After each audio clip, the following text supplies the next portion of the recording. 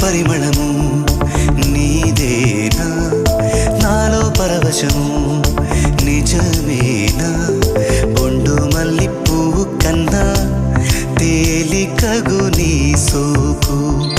రెండు కళ్ళు మూసుకున్నా లాగు మరి నీ వైపు సొగసును చూసి పాడగాయలా కనులకు